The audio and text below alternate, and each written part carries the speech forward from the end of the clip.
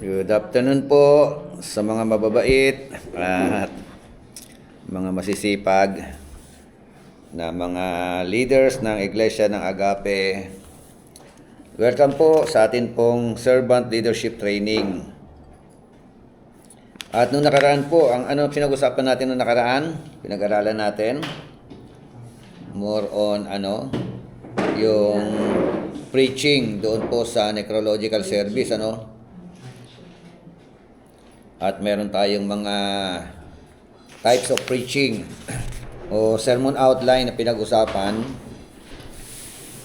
about doon po sa pangangaral sa patay at siyempre sa mga bago sa pananampalataya. Kasi kailangan muna, bago ka magturo ng tinatawag na discipleship training, yun muna ang patanggapin mo muna sila sa Panginoon. Pamagta mo ng kaligtasan yung mga tao. Sige po, ang pag-usapan naman natin ngayon yung biblical foundation of church growth. Sige, bago tayo pumalaot, tayo muna yung manalangin. Let us pray. Ninyo, ikaw nga mag-pray para malakas ang anointing. Ninyo. Okay, pray po tayo. Tayo na maraming salamat po sa hapon na po nito tayo na ilang kalugil po sa amin tayo.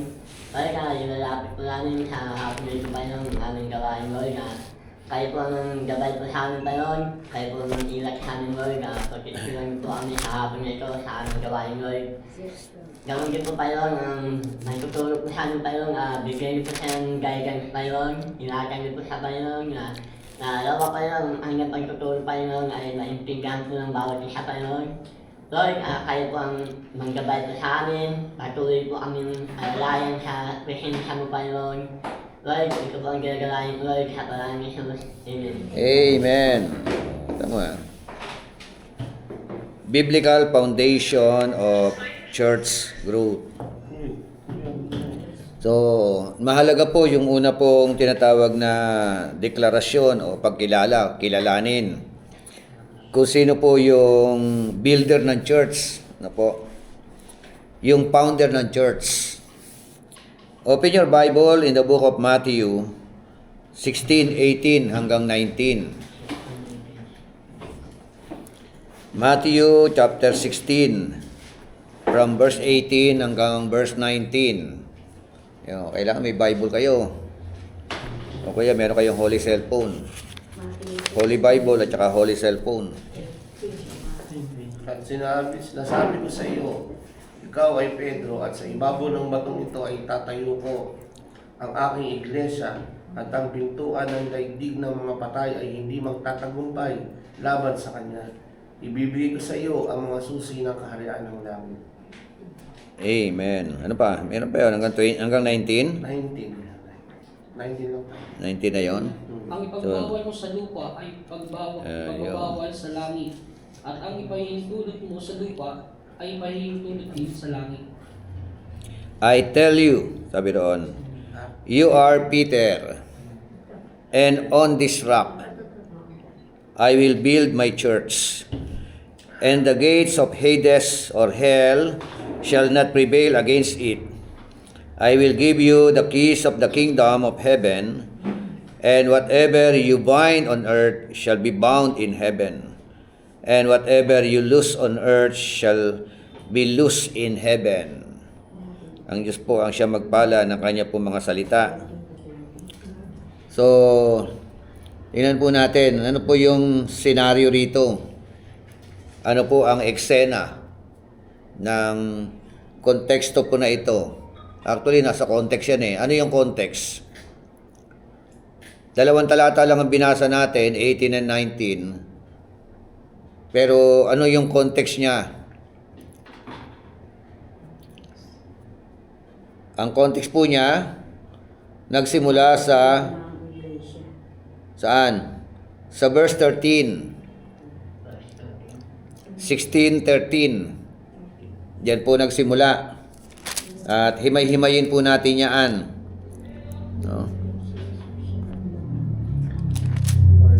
Pakibasa nga yung verse 13. Nang dumating si Jesus sa bayan ng Cesarea ng Filipos, tinanong niya ang kanyang mga alagad, sino raw ang anak ng tao ayon sa mga tao? At sumagot sila, ang sabi po ng ilan, kayo si Juan na tagapagbautismo. Sabi po naman ng iba, kayo si Elias, at may nagsasabi po, kayo si Jeremias o isa sa mga propeta. Oh, ano pa? Yun lang po. Hanggang ano yun? Hanggang ano Kaya yun? tinanong ulit sila ni Jesus, ngunit para sa inyo, sino ako? Sumagot si Simon Pedro, kayo po ang Kristo at ang anak ng Diyos na buhay. Sinabi sa kanya ni Jesus, "Pinagpala ka, Simon, na anak ni Jonas, sapagkat ang katotohanan ito'y hindi inihayag sa iyo ng sino mang tao, kundi ng aking Ama." Amen. Nasa langit. Oo. So, anong meron dyan? Sister Emma. Kasi parang halimbawa, ang natin gagawin natin, parang kayo na yung nagtuturo. Kayo yung mag-e-explain. Personal, kayo muna yung mag-explain. Anong meron? Ano yung senaryo? Ano yung konteksto niyaan? Kasi kung gagamitan natin ng kasi ang pag-i-interpret sa Bible, using 5W and 1H. Gagamitan po natin ng limang salita na limang word na may nagsisimula sa W. Ito yung mga tanong na gagamitin natin. Unang W, what? Pangalawa, who? Where? Pangatlo, when? Where? Pang-apat, where? How? Panlima, why? So yan po yung yung limang W. At yung isang H, ano yun? How? How. Okay, so gamitan natin ang tanong. Kayo ang magtanong. No? Ito yung inaantay nila na gawin ko doon sa mga estudyante nung nakaraan. So, using 5W and 1H. From verse 13 hanggang verse 19, yung konteksto na pag-uusapan po natin. Ang pinaka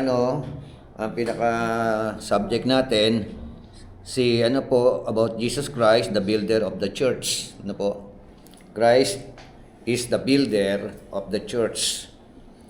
So, kasi pagka naging klaro sa atin ng 16, 18 to 19, hindi po kayo magpapakonvert sa Iglesia ni Cristo.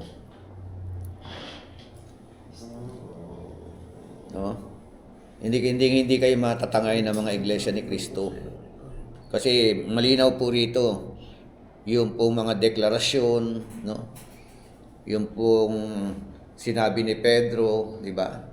At magiging malinaw din sa inyo rito yung yung doktrina ng Romano Katoliko o Katolika. Di ba? So, sa kanila kasi si Peter yung pinakabato, di ba? Kaya merong Saint Peter of Basilica. Ang unang papa nila si Saint Peter, which is si Saint Peter, hindi po siya ang senior pastor ng Jerusalem Church. No? Hindi siya ang senior pastor. No, kaya lang sa kanila kinilala nila si Saint Peter. So, sige nga, isa-isahin po natin. Tanungin niyo, yung talatang 13, ano sabi ng talatang 13? Sino raw ang anak ng tao ayon sa mga tao? Who is the son of man? Who is the son of man? Ano? Sa title po ba muna, Bishop? Ginagamitan natin ng tinatawag na Find investigation or investigation. Exegetical investigation. Yung verse 13, kapag ginamitan mo ng tanong ng what, anong tanong pwede magiging tanong? Ano yun? Verse 13 lang muna tayo. 13. Tanong kasi dito, sino raw ang anak ng tao ayon sa mga tao? Who is the builder of the church? Ang ginamitan mo ng who. No?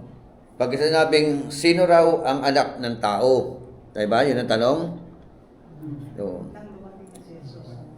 para po pwedeng, pag sinabihan kasi ng tanong na what? Ano? Ano ang pagkakilala nila kay Kristo? Ano ang pagkakailam ng mga tao tungkol kay Kristo? No. Oh, ano pa?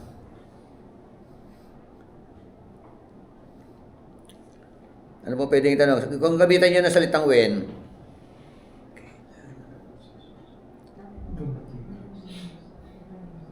o where? Where did Christ? No? Kasi sabi ng verse 13, now, when Jesus came into the district of Caesarea Philippi, no? Where Maria ang kanyang No, tanong na ano, halimbawa lugar. Where po? Lugar. Where? Saan? Di ba? Where did was happen? Saan nagpunta si Jesus Christ? Nasaan si Christ diyan? Oh, Christ was there in Caesarea Philippi. Nandun siya. Yung lugar na pinuntahan niya, no? At pagdating doon, meron siyang isang napakahalagang tanong. Ang napakahalagang tanong, ito yung sinasabi ng verse 13. Who do people say that the Son of Man is? No? Sino? Yun ang tanong, ano? Sino raw? Di ba? Ano? O sino raw ang anak ng tao sa palagay ng mga tao? No? Sino raw ako? Parang ganun, ano? Sa pagkakaalam ng mga tao. Ayan lang po, dahil mga tanong eh. Pwede kang magtanong ng lugar, pwede kang magtanong ng panahon, no? Pwede kang magtanong ng tinatawag na karakter, tao yun, who, di ba? Yun. Oh. Ano, tapos sa talatang 14. Talatang 14. Ano sabi roon? At sumagot sila, ang sabi po ng ilan, kayo si Juan na taga-bautismo. Sabi po naman ng iba, kayo si Elias. At may nagsasabi pong kayo si Jeremias o isa sa mga propeta. Okay. Oh, anong tanong may lalagay? Ano ang tanong? Oh. Gamitan ng who? Kasi Oh. mga tao po ang inaano sinasabi ko. Pagka ginamitan ng who, sino yan? Anong sasagot mo? Mga tao po. Tungkol sa mga tao. Oo. Sino ang mga taong sumagot? Di ba? Pagka ano sagot ng mga tao? Ano ang sagot? Oh, di ba? O, pwedeng ganun, no? Ano sagot ng mga tao? What? Oo. May iba't ibang pananaw o kasagutan ang mga tao. Ang sabi ng iba, di ba? Some say, John the Baptist. Yung sabi ng iba, no? At sabi ng iba naman, Elijah. Elijah. Di ba? Elias. At sino pa? At ang mga Jeremiah. Jeremiah. Jeremiah. Di ba? O, one of the prophets. Isa sa mga propeta. Yun ang yun ang mga pananaw ng mga tao. Sino subject? Si Kristo. About our Lord Jesus Christ. Who is the man? No? The Son of Man is. So meron tatlong pananaw yung mga tao, no? Sabi ng iba si Elijah kayo. Sabi ng iba si John the Baptist, sabi ng iba si Jeremiah. At yung iba naman one of the prophets. Meaning to say, magkakaiba yung pananaw ng mga tao. Hindi pare-pareho. Di ba? Yung kanilang sinasabi patungkol kay Kristo. Tapos, talatang 5. Ayan, malinaw na yung tanong, di ba? Ano yung senaryo ng talata 15? Tinanong ko sila ni Jesus. Sino? Ngunit, Oh. para sa inyo, sino ako? Anong naging eksena? Sumagot si Simon. Ano ang naging eksena? Kristo. Who is the Son of God? Oh, eksena. Tinanong ng Kristo si Oh. si Pedro na Oh. Sino ang anak ng kung Diyos? at ikaw, anong tingin mo sa akin? Sino ako? Oh, di ba? Yun ang bumaling, ano? Pinalik. Kanina, ang tanong ni Kristo, ano yung unang tanong ni Kristo? Para yung sinabi ng mga tao kung sino siya. Ano pa palagay nila sa akin? Sino ba ako? Sino yung Son of Man? Ano sagot nila? Sabi nila, si Jeremiah ka. Sabi nila, si John the Baptist ka. Elias. Sabi nila, yun ang sabi nila, ah. Ganon. Si Elias. At Oh. Sabi naman ng iba, isa kayo sa mga propeta. Yung sumunod na senaryo, ano naman? Si Pedro na yung Send tinatanong niya. unto them. Yung disciple naman ang tinanong. Kayo naman. Parang ganon. O kayo naman. Sa palagay niyo, sino si Kristo? Si Simon Pedro. Yung kausap niya, mga disciples niya na. Kayo, ano palagay niyo kay Kristo? Sino siya? Sino ako? Sabi ni Kristo sa kanya mga disciple. Oh. Halimbawa, kasama kayo doon. Oh. Sino si Kristo para sa iyo? Oh, ninyo, ikaw. Sino si Kristo para sa iyo? Tagapagligtas. Tagapagligtas. Ano pa? Ikaw, brother, Gerson. ng Diyos na buhay. Anak ng Diyos na buhay. Mac, sino si Kristo? Anak ng Diyos na nagkatawang tao. Anak ng Diyos na nagkatawang tao. Oh. Sister Sally, Siya po yung sinugo ng Ama para tayo ligtas. sinugo ng Ama para maging tagapagligtas. Sister Tina, Siya po ay Mesiyas. Siya po- Mesiyas. Ako. Sister Emma, King of Kings. King of Kings. Dagdagan mo na, Lord of Lords. Brother Alfredo, Panginoon at Diyos. Panginoon at Diyos. Sam, Tagatubos ng kasalanan ng sanlibutan. tagatubos o tumubos ng kasalanan ng sanlibutan.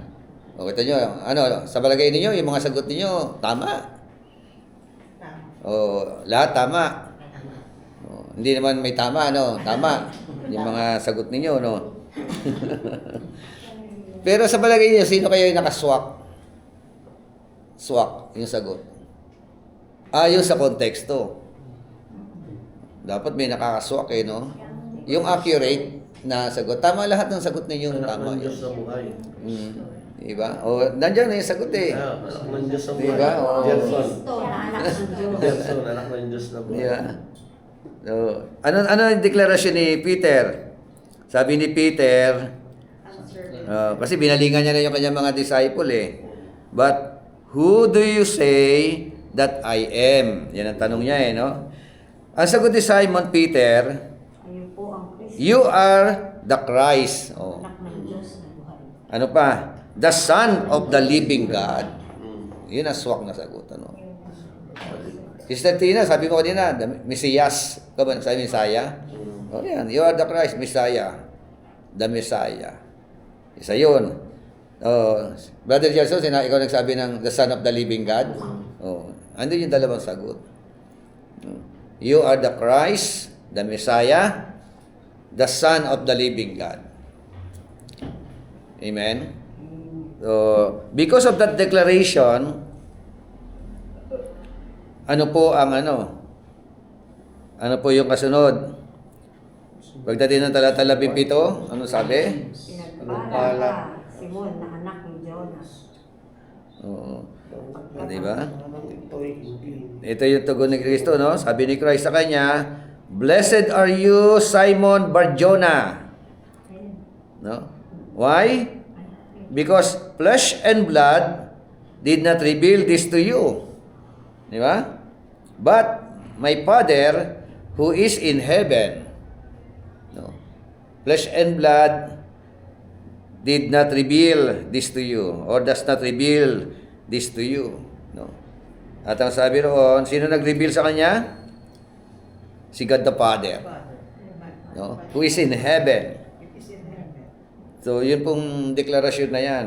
Mahalaga yun. Ang Iglesia ni Cristo, hindi ganun ang kanilang declaration Di ba? Oh. Naniniwala ba sila na si Kristo ay Messiah? Di ba? Di ba? Ang paniniwala nila, Son of Man. Di ba? Anak ng tao. Hindi sila naniniwala na Son of God. Eh, you are the Christ, the Son of the living God. Yun ang deklarasyon. Kaya hindi sila pasok. Ginamit lang nila ang pangalan ng Iglesia ni Kristo.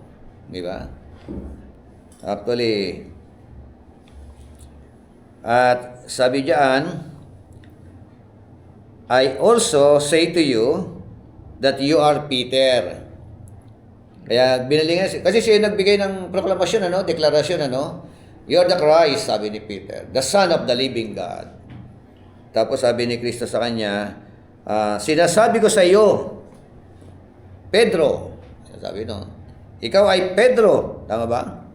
That you are Peter, and upon this rock, I will build my church. No?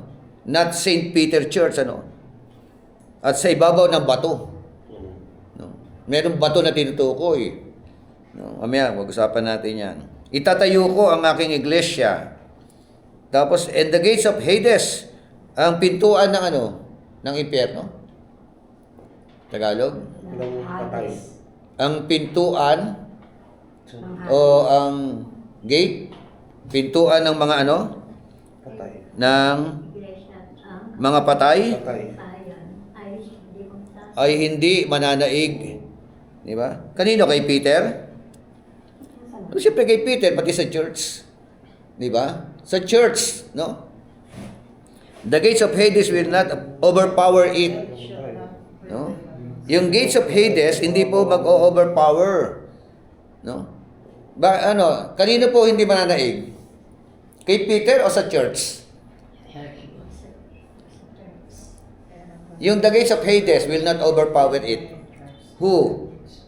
To the church or to Peter? Sa church. The church. Hmm?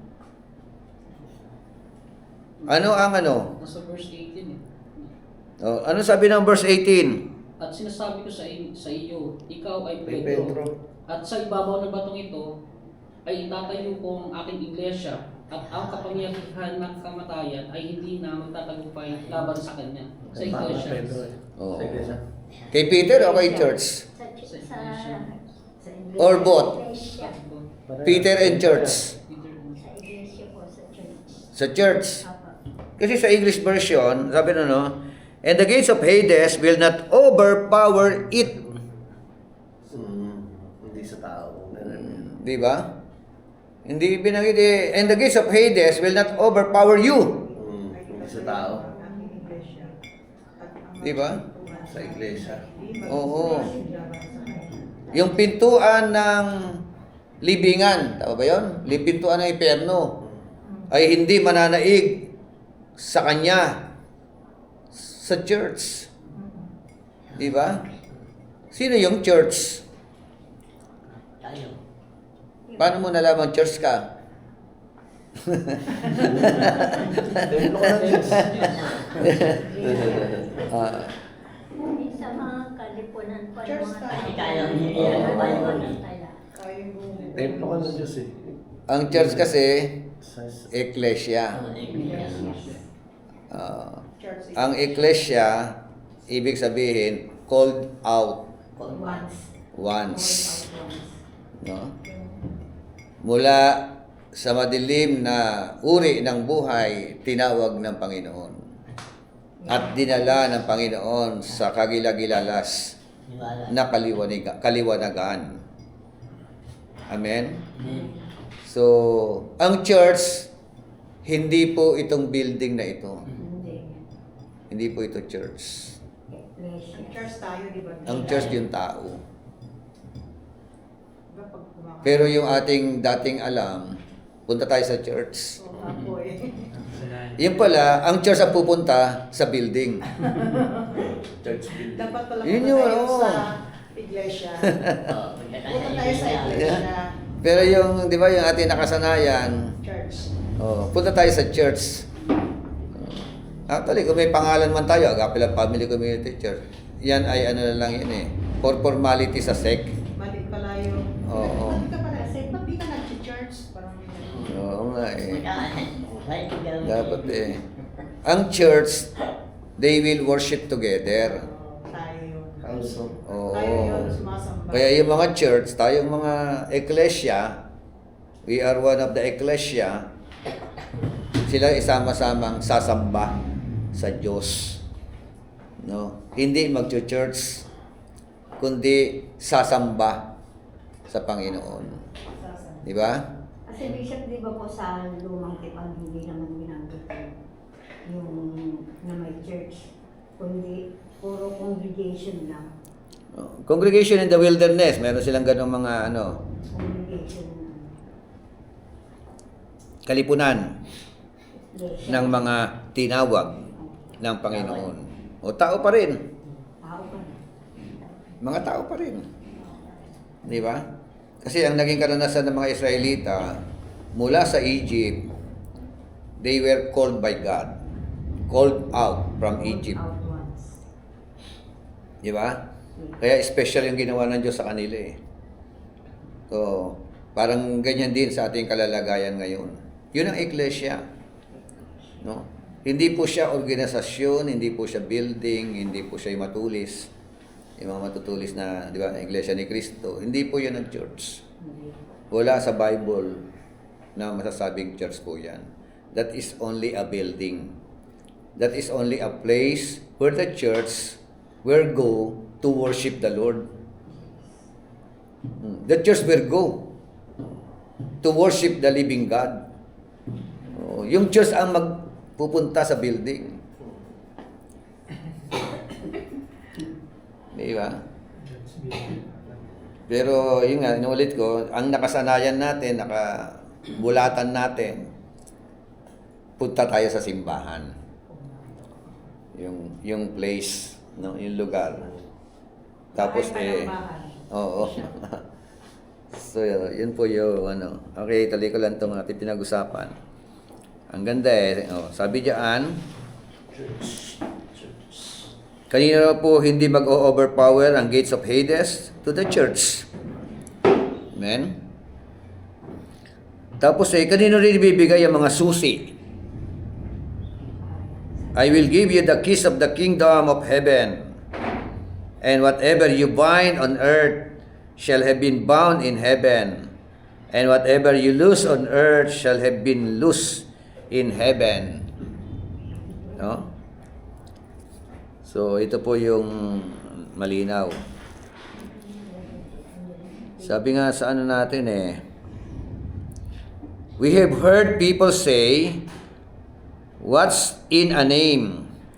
The answer to this famous question is very important from God's perspective. Names often reflect something about us, and Jesus chose the names. He gave his disciples wisely. Peter's original name was Simon Bar-Jonah. Ano yung original na pangalan ni Peter? Simon Bar-Jonah, no? Yan ang no? Or son of Jonah. Kasi ganun po sila magbigay ng pangalan, ano? Halimbawa, ikaw ay Lito na anak, hindi ganun. Ikaw ay Emma, no?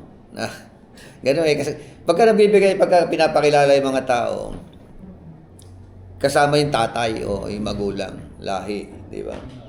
Halimbawa, matagal ka hindi nagpunta sa probinsya, tapos dumalaw ka doon. Tapos hindi ka kilala ng mga tao, papakilala. Ako po si ganito, anak ni ano. Yeah. Yung ang kilala na, yung ingkong Kung sino yung ingkong. Anak ko ako ni Yeah. Ay, ikaw pala yung anak ni ano. Ani ba itong Ni, bata? oo. So, yun po. Tuloy natin ito. Lesson objectives.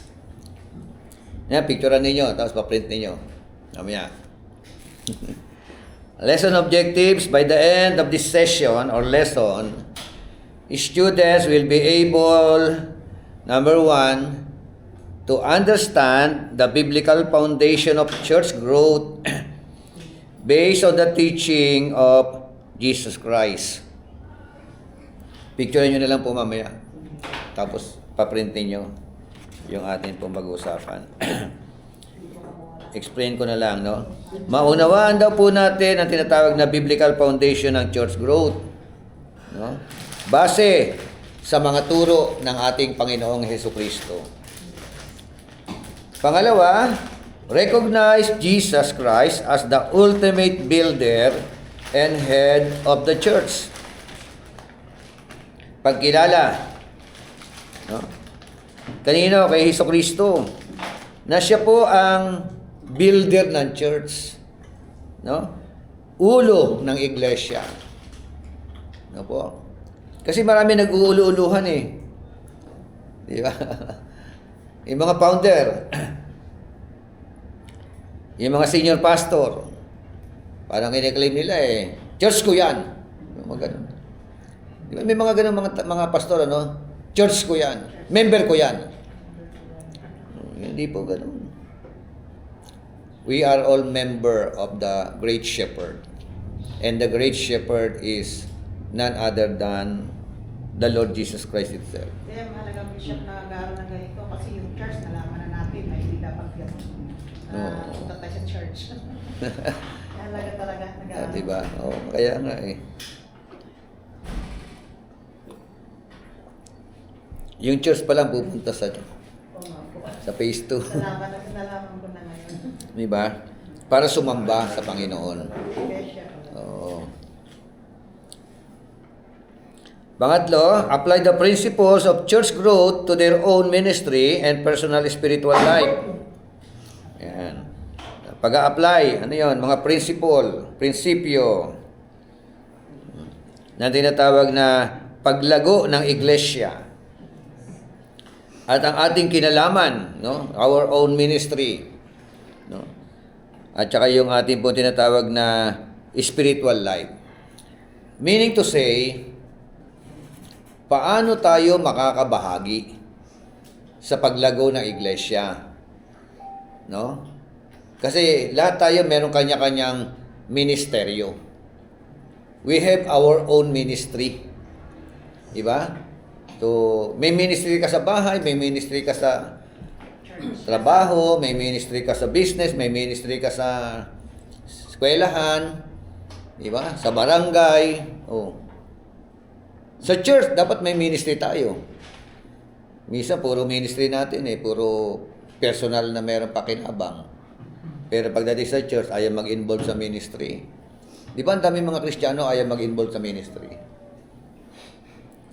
Para bagang dagdag ng kanila pong pagod o ano. Ayaw umatin, katulad niyan, ilan lang kayong dumalo. Buti nga, andyan kayo. Ayaw maglaan ng oras. Hindi nila alam nyo yung mga lumalago sa pagkakilala sa Panginoon at nagiging kagamit-gamit sa gawain ng Panginoon. Yung nag-i-involve sa ministry. Nag-i-involve sa katulad nito, mentoring and discipleship. Di ba? Kasi once na nag-involve kayo, lalago kayo. Di ba? Lalo ninyo makikilala ang ating Panginoon Jesucristo. Knowing God and make Him known. O sabi nga ni Sister Sally kanina, akala niya ang church, yung building natin, common. Yung pala, tayo pala ang church. Ang church pala ang pupunta sa building. Di ba? Para sama-sama sumasamba sa Panginoon. So, mahalaga kasi tinatawag na personal spiritual life. No? Hindi ka magagamit ng Panginoon hanggat hindi ka personally lalago ang spiritual life mo. Amen? Pang-apat, discuss how the church can cooperate with God's divine plan for growth and mission. Pag-uusapan po natin dito kung paano ang church kayo, no? Na makikipag-cooperate. Saan? Cooperation for what? Sa divine plan ng Diyos. No? God's divine plan. No? No? Saan? Sa paglago ng iglesia. No? Tsaka yung mission na meron tayo. Anong mission ng church? Tayo, kabisado niyo ba yung statement of faith natin? Meron tayong mission and vision. Ano yung mission? To pray for the unbelievers. To open their eyes to know the knowledge of the truth. Diba? Right, no? Ang vision, reaching people. To share the gospel of salvation by the power of the Holy Spirit and making them a disciple of our Lord Jesus Christ. No? Kompleto. Not just only reaching people. Bahagi lang po yung reaching people. Abutin ang mga tao. Tama? O, ibig sabihin, hindi mo pwedeng paupo-upo lang. No? Ibig sabihin, from your comfort zone, no? Going to the place na mga uncomforted places. Reaching people. Amen? Kaya kanina napaka-bless natin, ang daming bago, no? Ito, matuto ka na. Halos na nanay. Kaya yun eh, dapat nag-akay lang, isa-isa lang kayo, mag-akay ng isa. Discipleship. Tapos follow up sa kanila. So, tuloy-tuloy yan. Ganyan. Yung mga yun. Oo. Disciple. Di ba? Yun mo, kaya nga share the gospel of salvation. Ang ibang bahagi, gospel. Amen? Ano sabi ni Paul? Romans chapter 1 verse 16. For I am not ashamed the gospel of Christ. Why? Because it is the power of God. No? The gospel of God or the gospel of Christ is the power of God for the salvation of everyone. First for the Jew and then for the Gentiles. Ayun lang ibinahagi ni Sister Tina kanina. Titingnan mo Sister Tina, ganyan-ganyan lang. Pero okay naman yung pagbabahagi niya ng salita ng Diyos kanina. Yung content yung content po na ibinahagi ninyo. Kaya lang, ano lang ng delivery. Ang kulang doon, delivery. Powerful delivery. Pero kasi yun na yung tawag dito, yun na yung personality ninyo. Kaya tanggap ko yun. Mahalaga na i-deliver ninyo kung ano mensahe na gusto niyo ma-deliver. Nagampanan niyo po. Nagampanan. Kaya nga eh. Di ba? Ako na pa namunan. Di ba? Okay, di ba? Psalms 119 verse 105. Kahit doon ako nakikinig ako sa sinasabi ninyo, i-deliver ninyo, di ba? Kung pakikinggan mo maigi, meron kang aral na makukuha talaga. So yun po, ay lalo na kayo mga potensyal, di ba? Mga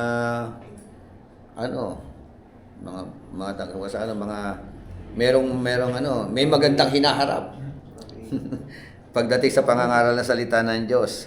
So gusto ko na maging klaro kasi sa atin itong napakahalagang talata ito. Matthew 16:18 to 19.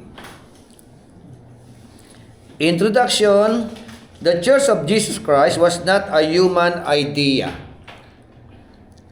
No? It was not human idea. It was a divine plan initiated by the Lord Himself. Amen? Tayo, no? Hindi ito haka-haka, kuro-kuro ng tao. Ito po ay plano ng Diyos. And it was initiated, inumpisahan ng Diyos. Siya nag-take ng initiative upang ang church na ito ay when Jesus declared, sabi niya, I will build my church. My church. Diba? Itatayo ko ang aking iglesia. Nung binanggit ni Kristo ito, Nakatayo na ba ang iglesia?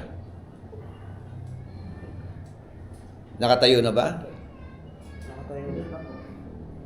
Oo. Nakatayo na. Oo. Pero yung building, yung ano, wala. Kasi iba yung... Buhay pa siya dyan, ha?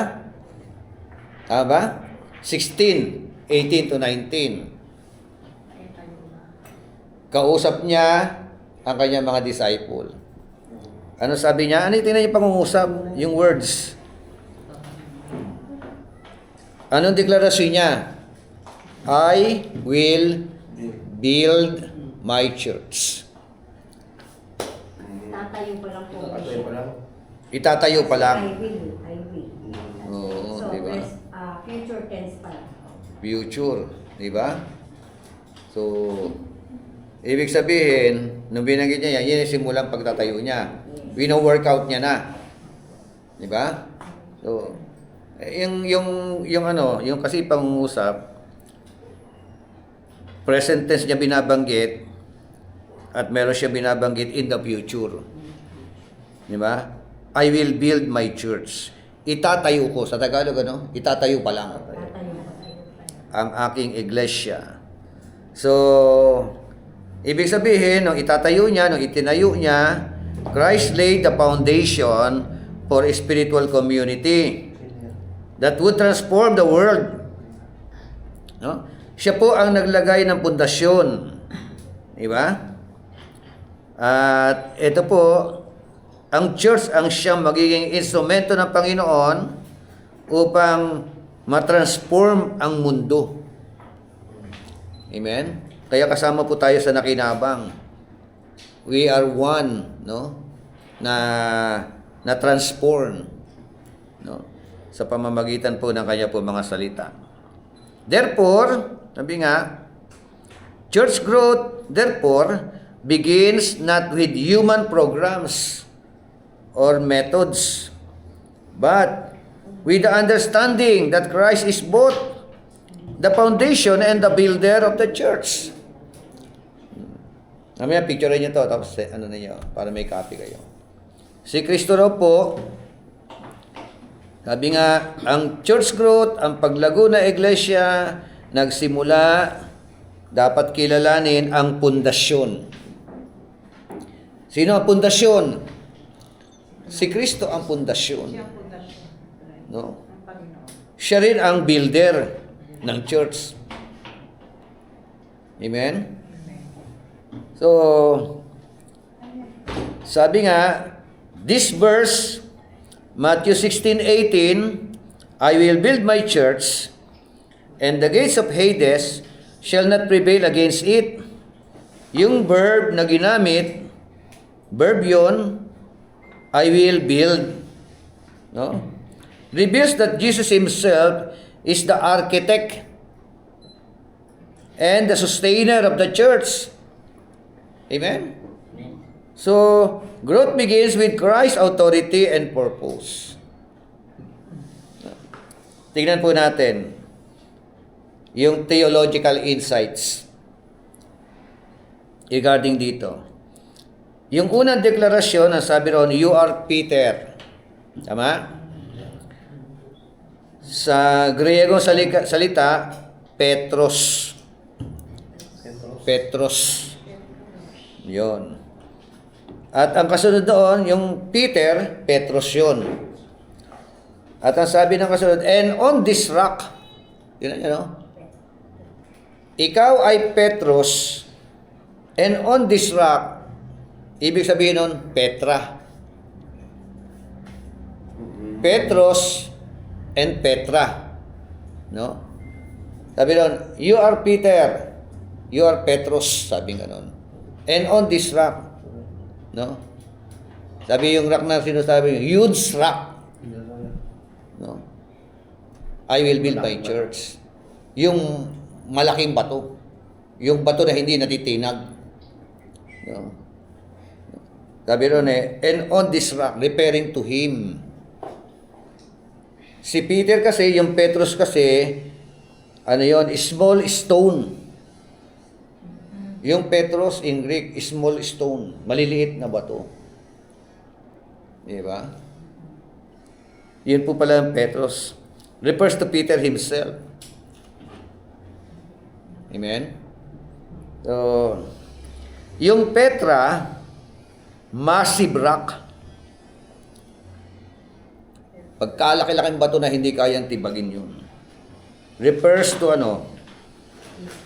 To the revelation Peter received that Jesus is the Christ, the Son of the living God. No? So, the church is built not on man, but on the divine revelation of Christ's identity. So, ibig sabihin, ang church ay natayo hindi sa pamamagitan ng tao. No? Bagkus, ito po ay nagsimula sa tanong ng ating Panginoon Jesucristo, para sa inyo, sino ako? Ang deklarasyon ni Peter, you are the Messiah. You are the Christ.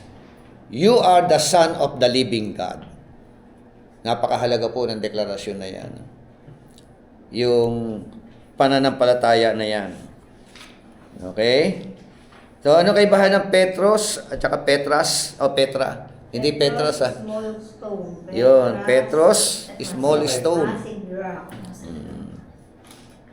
Parang ganun no? O, we are included as small stones, no? You are Petro o Petros, no?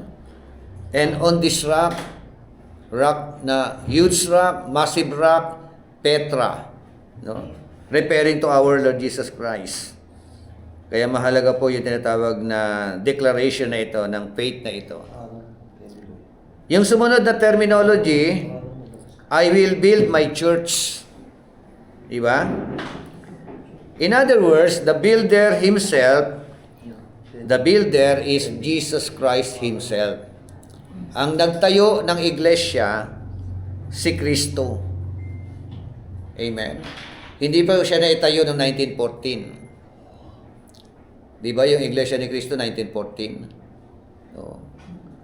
Hindi po siya yung itinayo ni ni Calvin. Di ba? hindi po sila ang founder o si Martin Luther, no? O si Charles Spurgeon. Ang founder ay walang iba kundi ang atin pong Panginoong Jesucristo. Not just only founder, the builder, no? Inulit ko, not pastors. Kahit sinong pastor, hindi po pwedeng angkinin. Kaya wag niyo mga pastor, no, makakapakinig, wag niyo sasabihin, tupa ko yan. No? Lahat ng tupa na meron tayo, ipinagkatiwala lang ng dakilang pastor. At ang great shepherd is all about the Lord Jesus Christ. Kasi pag inangkin mo yung mga tupa, pag umalis, masasaktan ka. Di ba? Pero kapag kaya tinignan mo, Lord, katiwala mo lang po ako dito, pinagkatiwala mo lang po sila sa akin, gagawin ko po ang kaya ko, pero pag sinabi mong pastor, tupa ko yan, inaangkin mo yan Parang pag-aari mo. Pag-aari po sila ni Lord. Amen. Para yung mga anak din natin kanina sa pag-usap natin, ganun pala, yung mga anak pala natin, inaangkin din natin Yeah? Kaya tayo nagdi-decide for our children. Ayoko dyan magsimba, basta pag-aralin ko yan, okay na yan. Pero sa biblical perspective pala, pinahiram lang, regalo lang sa atin ng Diyos. Ang nangmamayari pa rin si Lord. Kaya karapatan din po ng Panginoon na hayaan natin na maglingkod sa Kanya. Amen? Ganun lang din po yun. Not denominations or institutions. The verb I will build, ang Greek word niya, oikodomeo, implies continuous action. Yun pala ibig sabihin ng oikodomeo. Ano implication nito? Continuous action. Mula nung sinabi niya ito, I will build my church, nagsimula na po siyang mag-act. Amen? Di ba nung sinabi niya yan, nagmi-ministry na siya eh. Nagpalayas na siya ng mga demonyo, nagpagaling siya ng may sakit at may karamdaman, nangaral siya ng mabuting balita doon sa mga tao. Wino-workout niya na doon. Oiko do Mayo. Sabi ko sa inyo, mamaya picturean nyo na lang ito. At saka ninyo isulat na lang uli, di ba? Kung kailangan ninyo sulat para natututukan ninyo yung aking po mga binabanggit. Implies continuous action. Kaya hanggang ngayon po, no? Kailan nag-boom, nagsimula talaga ang church. Kasi dito po sa Matthew chapter 16, itatayo ko ang aking iglesia. No? Tatayo. So, nagsimula siya, sila parang yung patawag ka ng yung bonggang paghahayag sa sangkatauhan. Nung Acts chapter 2, on the day of Pentecost, doon po talagang inalagwa o talagang nilahad, ipinahayag, ipinakilala yung church ng Panginoon. Yan yung birth talaga. Pero on the day of ng ating Panginoon Jesucristo ay nasa katawan tao, tinatayo niya na. No? Parang yung chapter 2 ng Acts, bawa nagtayo ka ng building, di ba? Tinatayo mo 'yon. Halimbawa lang. Nung matapos na, meron pa sinaya, ang tawag na dedication. Tapos mag-invite ka ng mga tao. Kaya yung paglalahat ng hayagan na ang church ay naitayo o tinayo on the day of Pentecost. Chapter 2 ng Book of Acts. Nung bumaba ang Holy Spirit sa kanila. Amen? At pagbaba ng Holy Spirit sa kanila, what happened to them? Nag-spoke in other tongues. Speaking in other tongues. Napuspos sila ng Holy Spirit. Diba? Yun pong mga miyembro ng church na yon. So, oikodomeo implies continuous action.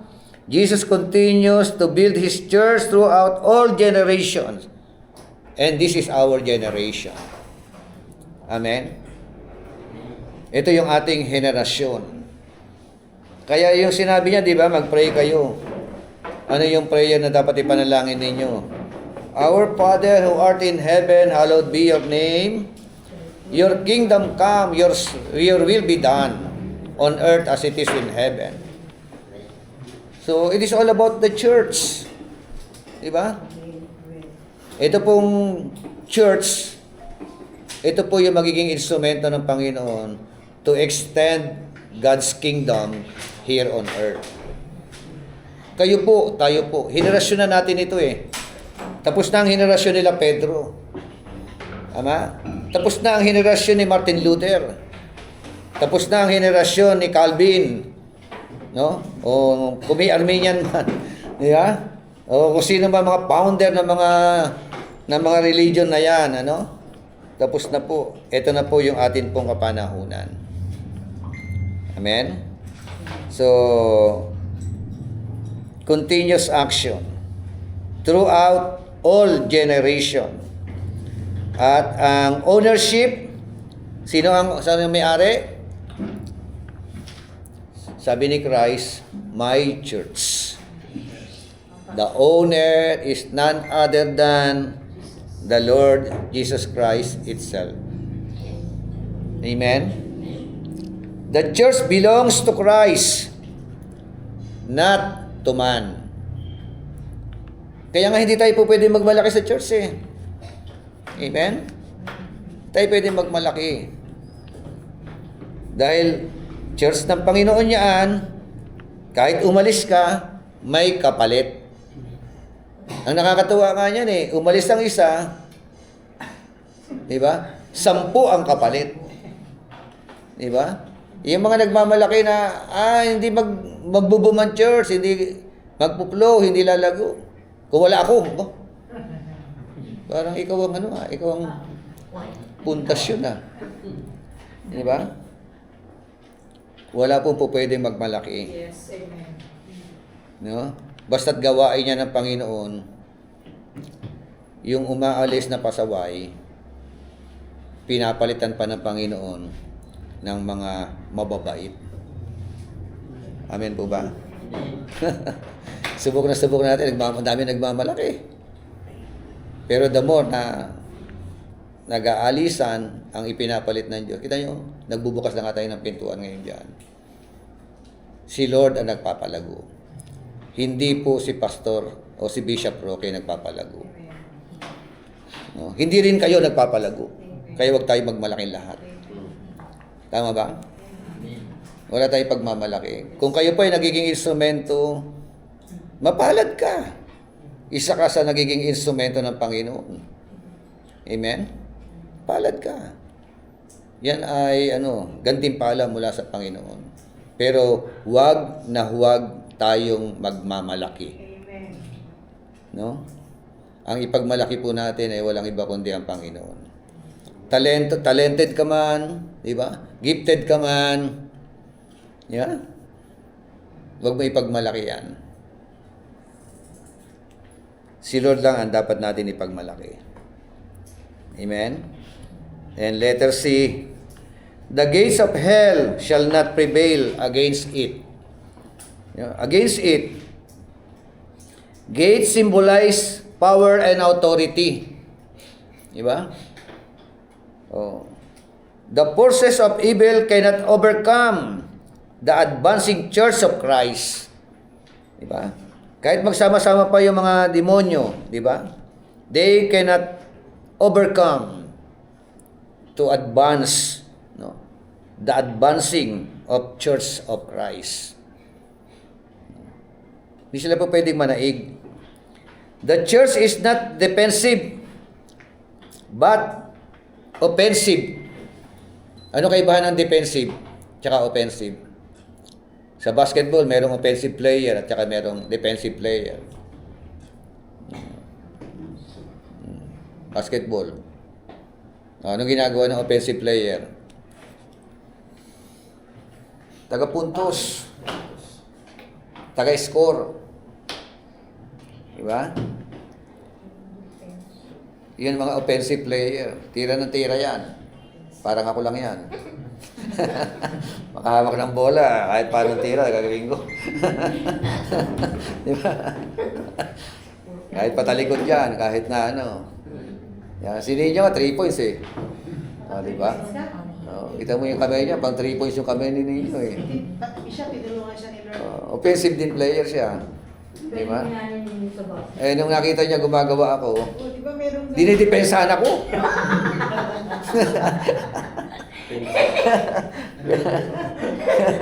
Offensive power. Kaya nga, diba? So, ang church daw po, hindi po tayo yung depensa lang ng depensa. Diba? Tayo po ay opensa. Diba? Kahit yung mga weapon diba? Sa Ephesians chapter 6, meron pong weapon ang gamit, offensive weapon. Ano yung mga offensive weapon? Sa Matthew 6:10 hanggang 18. Ano yung defensive weapon? Yung sword, di ba? This is the word of God. Ano yan? Offensive yan. Di ba? Yung breastplate of righteousness. Ano yan? Defensive yan. Di ba? So, yung shoes of salvation. Defensive pa rin. Pwede pagsipa yun. Yan, ganun no? Kaya ang church dapat offensive. Pagka tayo po ay kasi when we become a church, yan po yung starting point na tayo po ay nagdeklara ng pakikipagdigma. Kanino? Sa mga evil forces. Amen? At sa atin po, takot na takot ang mga evil forces. No? Maliban na lang kung ikaw ay gumagawa din ng mga gawa ng mga evil forces. Matakot ka sa kanila. Tama? Pero kapag ikaw ay diretso ang buhay mo, iiwasan ka niyan, takot sila sa iyo. No? Maliban lang kung kasangga mo sila o kakampi mo sila. The church is not defensive but offensive. Meaning to say, advancing God's kingdom through the gospel. Advancing God's kingdom. Amen? Kaya narito po tayo sa bagong silang. Talagang saturate natin ang ano. Una yung bagong silang. Tapos Caloocan. Yan ang gampanin ng church in our generation. Yung sumunod po, I will give you the keys of the kingdom of heaven. Yan, di ba? Keys represent authority and stewardship.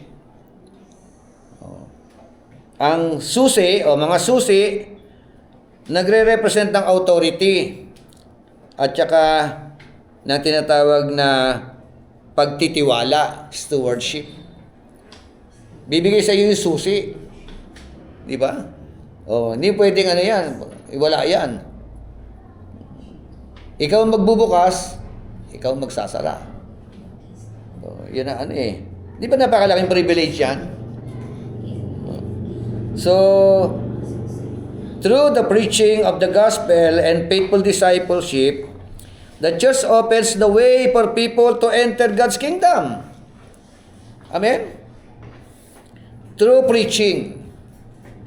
Tama? Ano ipipreach? Gospel. Diba? Through faithful discipleship. Katulad nito. Ano nangyayari? The church, no, opens the way for people to enter God's kingdom. Kaya wala natin tatantanan ng pangangaral ng salita ng Diyos. Yun ang nagbubukas sa kanila para makapasok, maka-in sa kingdom of God. Kingdom of heaven. Through preaching. No? Through discipleship. No?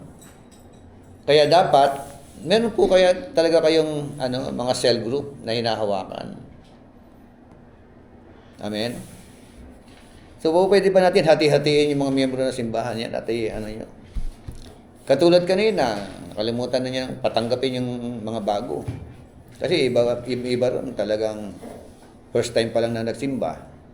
Kasi pagka first time, tawagin na kaagad ninyo. Mga bata yan, share the gospel. Cell group na, separate. Lahat ng mga beginner, tinatawagan po natin. Ganun. Patanggapin kay Kristo. Kaya dapat ready na agad yung mga... Oo, ready. May mga kanya-kanyang ministry tayo. Ako, ang ministry ko, mag-preach, mangaral. Diba? Kayo naman, cell group kayo. Eh, tama yung ginagawa ng Diyos. Meron kang cell group, di ba, mga kabataan. Tuloy nyo yan. Tuloy.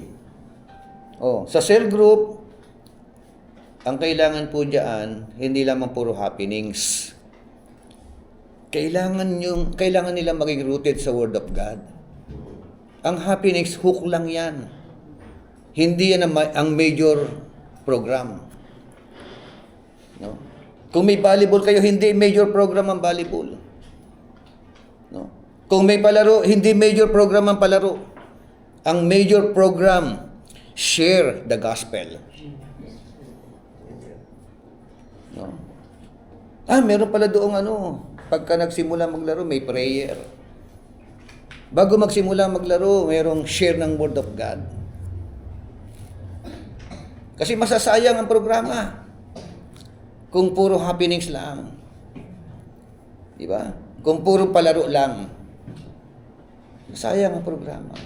Basketball, katulad niyan. Lahat ng effort ginagawa natin sa kalay. Simba kayo, magpunta kayo sa church. Ayaw mag-church. Paano yan? Ginagastosan natin sila.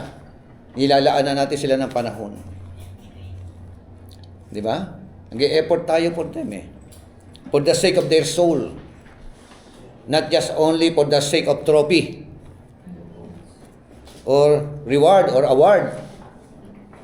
Di ba? Pinakamahalaga yung kaluluwa nila. Amen. Kaya even yung mga yung mga kagawad, mga kapitan, tumatakbo. Actually, pinapollow up ko yan. Iniimbitahan ko po kayo mag-church.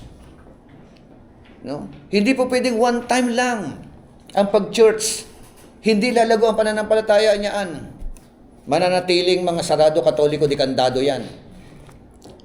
Pero kapag nakapakinig na at nakapakinig na salita ng Diyos, faith cometh by hearing, and hearing by the word of God. Ito magbubukas sa kanila ng kaliwanagan. Amen? Kaya may follow-up po.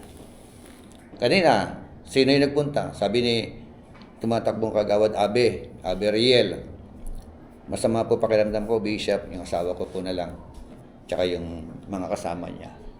O di merong nagpunta. Meron nakapakinig ng salita ng Diyos. Kaya hindi nagkataon na sa Bagong Silang tayo. Hindi nagkataon na nasa barangay ako. Para kumita lang diyan, para ano? Hindi.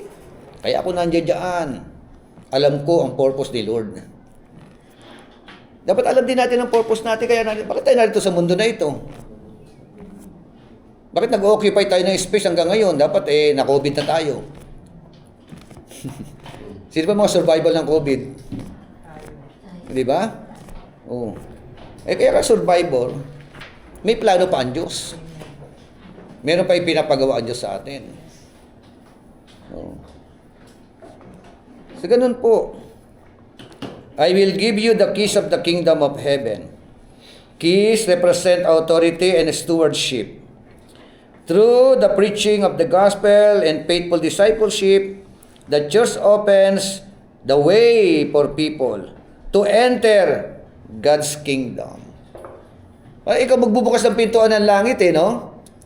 Tapos share mo yung gospel, sila naman dadaan doon sa gospel na ipinapangaral natin. Papasok na sila sa kingdom of heaven, kingdom of God. Amen? Kaya nasa atin pala yung susi. Di ba? Magbukas ng kalangitan. Para yung mga unbeliever entering into the kingdom of God.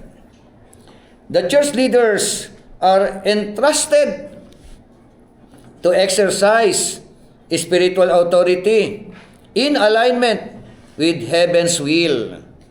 O, sino yung mga church leader? Lahat kayo mga nakaupo ngayon dyan, church leader kayo. No? Hindi kayo mga pipitsugin lang. Amen? So, meron kayong matinding gampanin. Entrusted to you.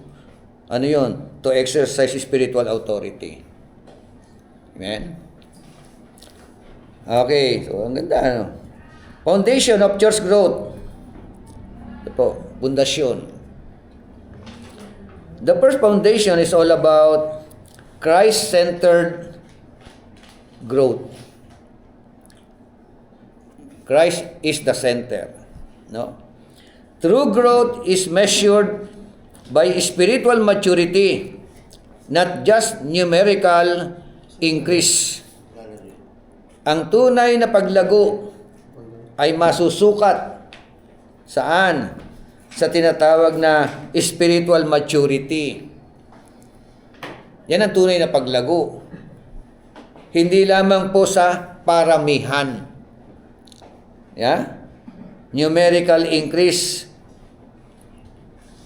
So, ibig sabihin, habang lumalaon, habang tumatagal, nagmamatured ka.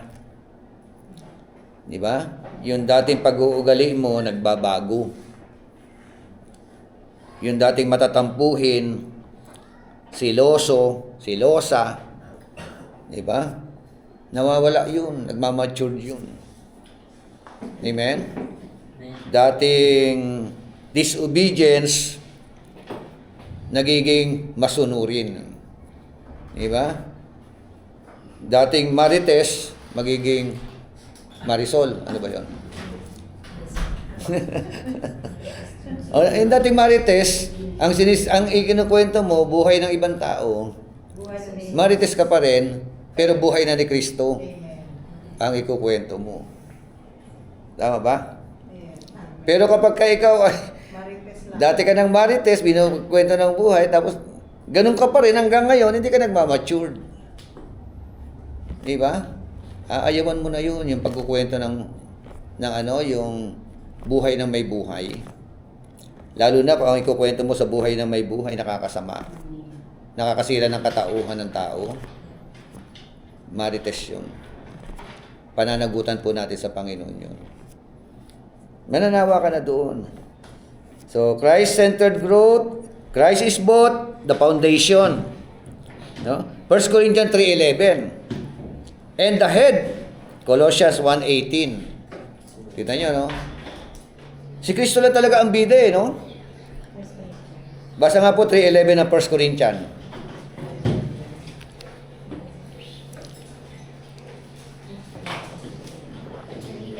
Sapagkat sino man ay hindi makapaglalagay ng ibang saligan maliban sa nakalagay na ito'y si Kristo Jesus.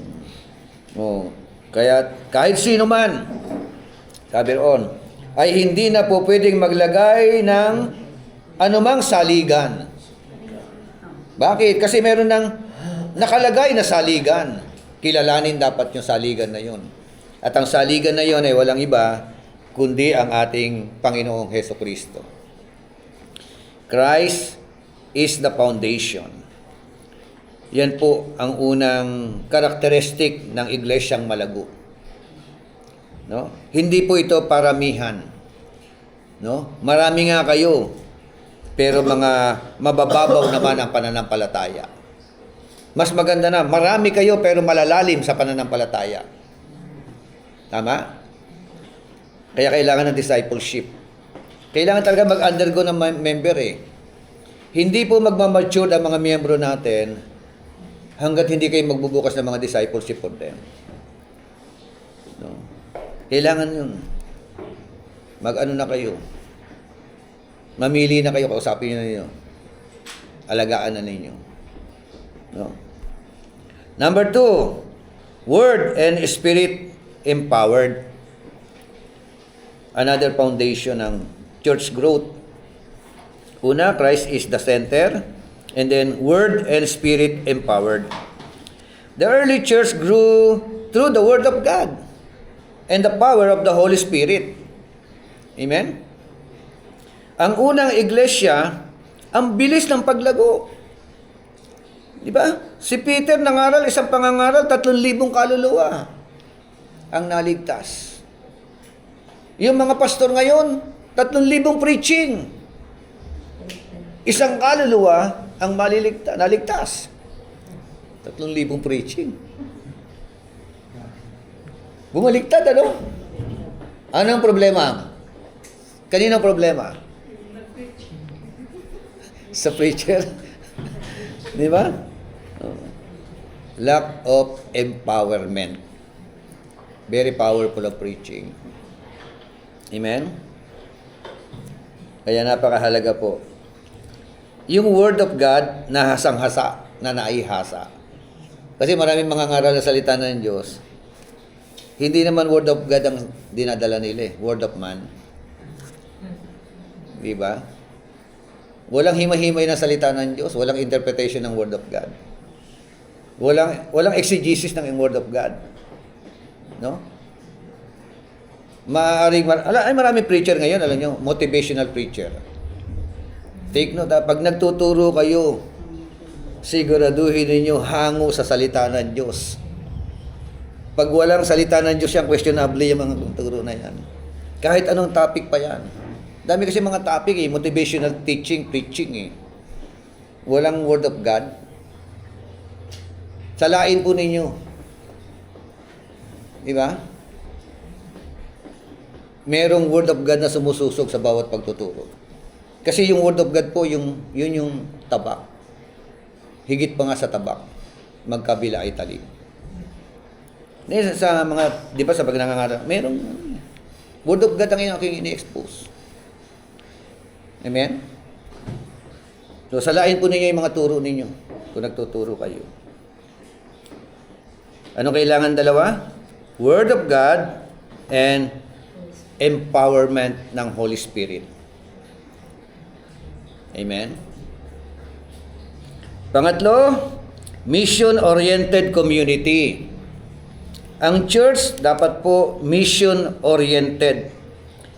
Sabi po ng Great Commission, Matthew 28:19-20, di ba? Go ye therefore and make disciples of all nations, baptizing them in the name of the Father and of the Son and of the Holy Spirit, and teaching them to observe all, take note that I have commanded you to do. Hindi yung parte, all. Sa discipleship, lahat ng subject matutunan natin. Tuturo natin yan. No? So, defines the mission of the church. Ano po yung mission? It happened ng Acts 1:8. Sino makaka-recite ng Acts 1:8?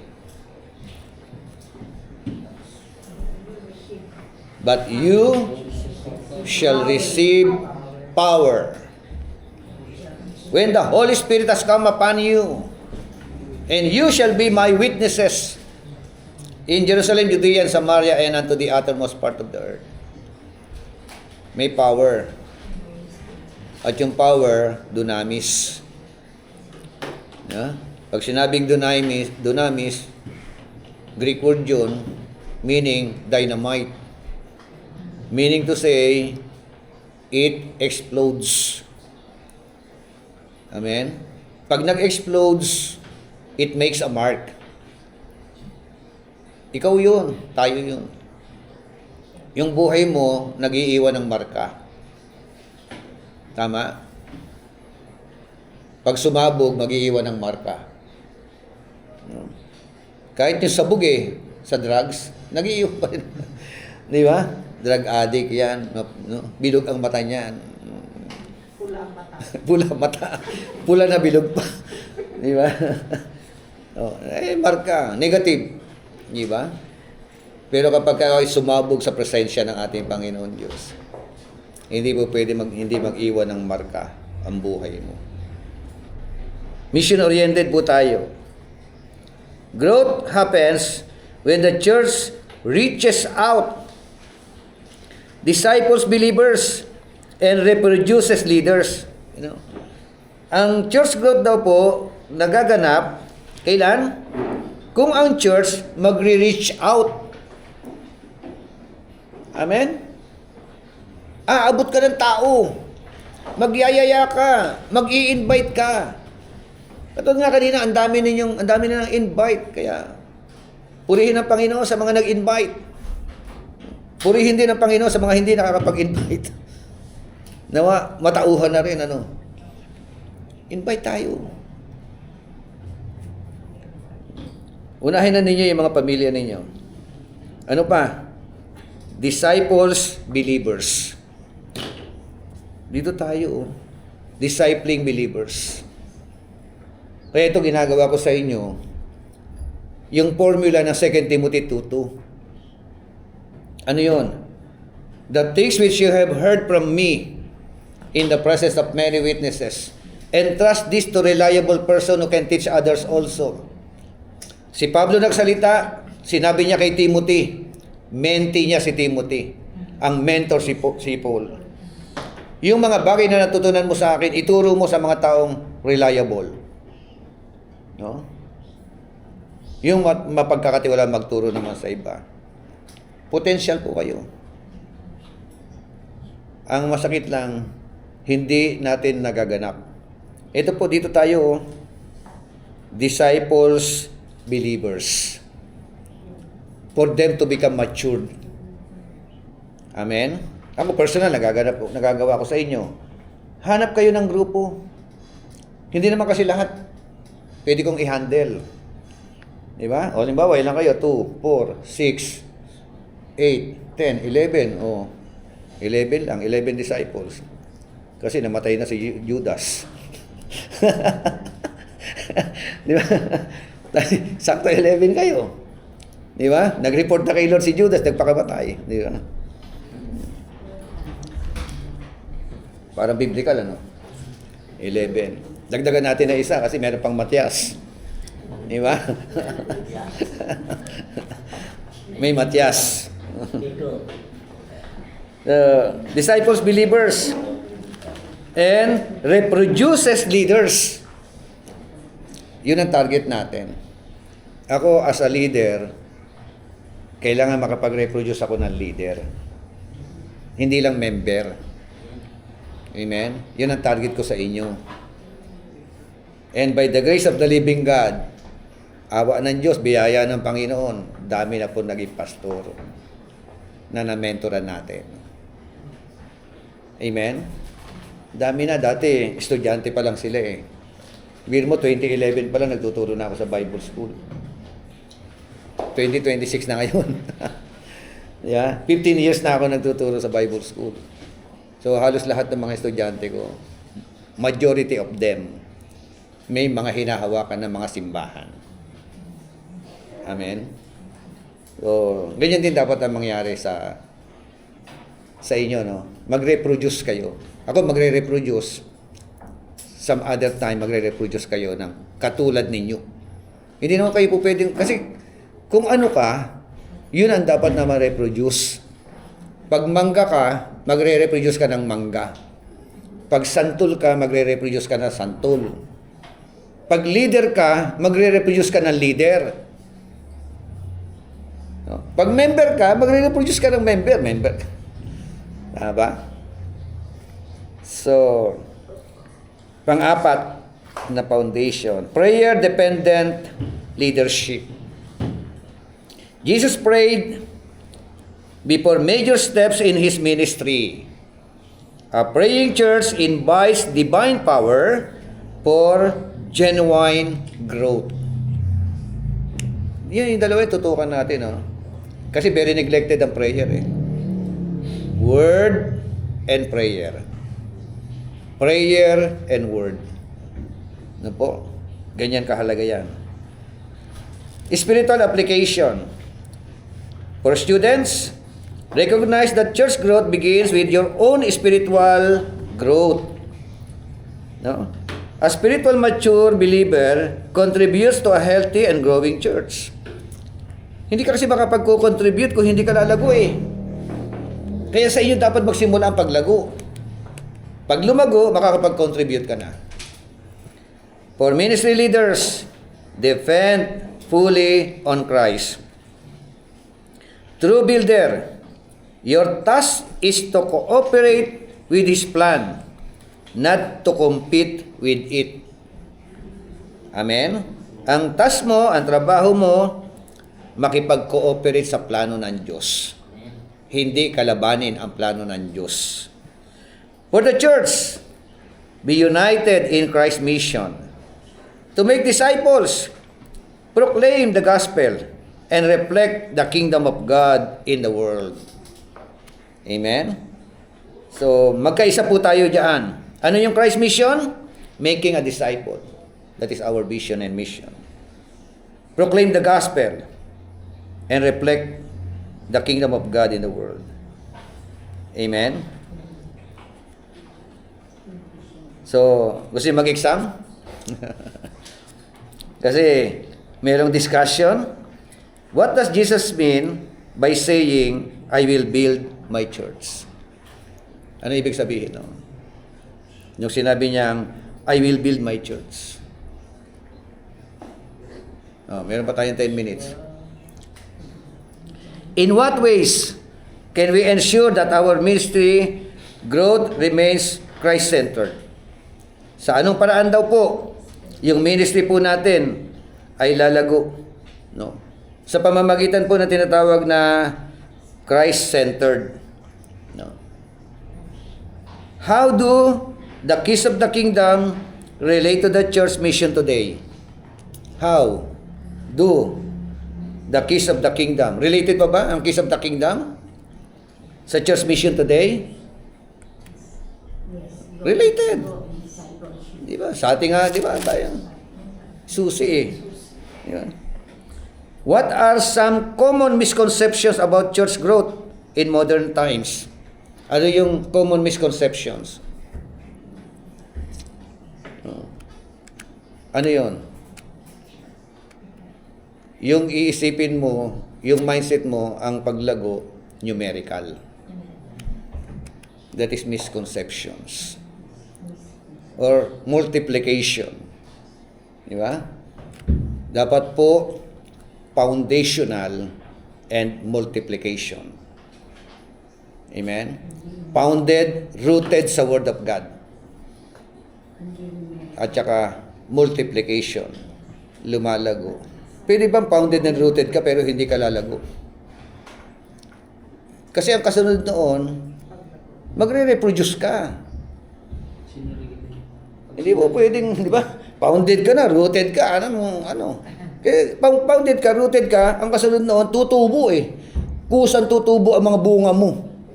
Pero pag hindi ka rooted, bunganga ang tutubo. Di ba? Iba yung bunganga eh. Di ba? Nakakasira ng ano yun eh, ng mga bunga. Tingnan nyo yung mga katotohanan. Pwede pala nating talakayin yung may oras pa yun, no? And how can your local church apply these biblical foundations for healthy growth? No? Apat ito, no? Christ-centered growth, lalago sa pagkakilala kay Kristo, sa pamamagitan po ng salita ng Diyos at saka empowerment ng Holy Spirit. Ang church dapat mission-oriented community. Di ba? Yung church dapat prayerful and dependent leadership. Ang church, take note dapat po submissive sa liderato, sa leadership na inilagay ng ating Panginoon. Kapag ikaw submissive, di ba? Hindi mas marami kasi mga leader, mas marunong pa sa pastor eh. Di ba? Mas nagmamarunong pa. Oh. Hindi po. Kailangan po natin at syempre bilang leader, kailangan natin alamin ang mga tamang panuntunan. Practical Ministry Challenge. Evaluate your local church ministries. Are they founded on Christ's mission or human tradition? Di ba? Tingnan nyo yung church, Kasi meron church founded by human tradition. Di ba? Founded by human program. Develop a personal spiritual growth plan. Paano? Daily prayer, study of the Word, and active service to align your life with Christ's vision for His church. Yeah? At yung huli, work with your church leadership to identify ways the congregation can more faithfully reflect the biblical model of church growth. Oh. Amen? So, summary. Biblical foundation of church growth rests upon Jesus Christ as the divine builder, the Word of God as the blueprint, and the Holy Spirit as the power source. When the church remains anchored in Christ's lordship and mission, it will not only grow in number, but in spiritual depth and impact. Amen? Picture nyo po. At inyong i-print para meron kayo sariling copy. Pero mamaya mag-pray na muna tayo. Let us pray. Sir Joy, pray. Tayo mula kayo po at tayo po ang manalangin. Panginoon, maraming salamat po sa araw na to na ibigay mo po sa amin. Nakalaga, Panginoon, ay narito, Panginoon, para makinig na iyong salita. Salamat, Panginoon, sa bishop namin at patuloy niyo po sinibigay sa kanya, Panginoon, ng wisdom and knowledge, Panginoon, sa pag-aaral, Panginoon, namin sa sa pag-aaral namin ngayon, Panginoon, na iyong salita. Nawa, Panginoon, bigyan mo po sa Panginoon ng mahabang buhay, Panginoon, kalakasan, Lord, na nagmumula sa inyo. Panginoon, ganyan naman po sa amin, sa aming mga tagapakinig, Panginoon. Huwag niyo po hayaan, Panginoon, na maging tagapakinig lang kami pagkus, Panginoon. Bigyan niyo po kami, Panginoon, ng lakas ng loob, Panginoon, ng makapag-share din, Panginoon, ng Word of God, Panginoon, sa iba, Panginoon, nangangailangan nito.